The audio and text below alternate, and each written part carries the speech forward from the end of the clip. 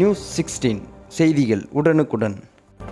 அரசு அறிவித்த வெள்ள நிவாரணத் தொகையை அம்மா மக்கள் முன்னேற்றக் கழகம் போராட்டம் வாயிலாக பெற்று தருவோம் என டிடிவி தினகரன் பிறந்தநாள் நிகழ்ச்சியில் கடலூர் மத்திய மாவட்ட செயலாளர் பூக்கடை சக்திவேல் தெரிவித்துள்ளார்.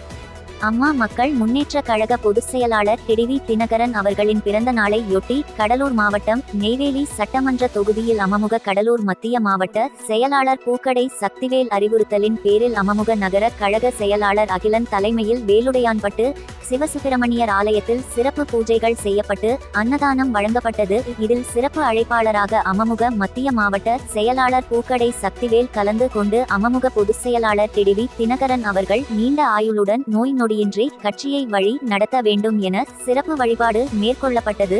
பின்பு பொதுமக்களுக்கு அன்னதானம் வழங்கினார்.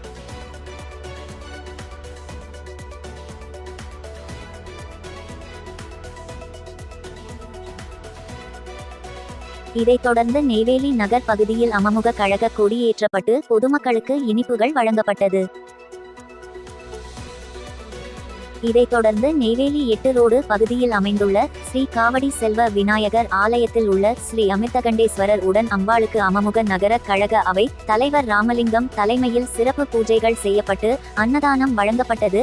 இதில் சிறப்பு அழைப்பாளராக அமமுக மத்திய மாவட்ட செயலாளர் பூக்கடை சக்திவேல் கலந்து கொண்டு சிறப்பு வழிபாடு மேற்கொண்டாள். பின்பு பொதுமக்களுக்கு அன்னதானம் வழங்கினார்.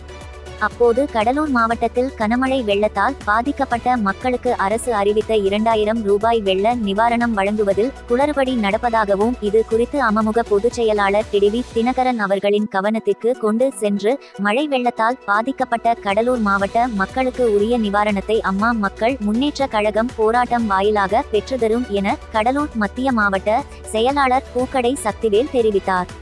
இதில் மாவட்ட எம்ஜிஆர் மன்ற செயலாளர் வி.ஜி. கணேசன், மாவட்ட அம்மா பேரவை செயலாளர் நேரு, எம்ஜிஆர் மன்ற மாவட்ட செயலாளர் விஜயகுமார் மற்றும் நகர அவை தலைவர் ராமலிங்கம், அம்மா பேரவை நகர செயலாளர் வசந்தகுமார், சபாபதி சாமிதுரை, சுப்பையா உள்ளிட்ட கழக பொறுப்பாளர்கள் ஏராளமானோர் கலந்து கொண்டனர்.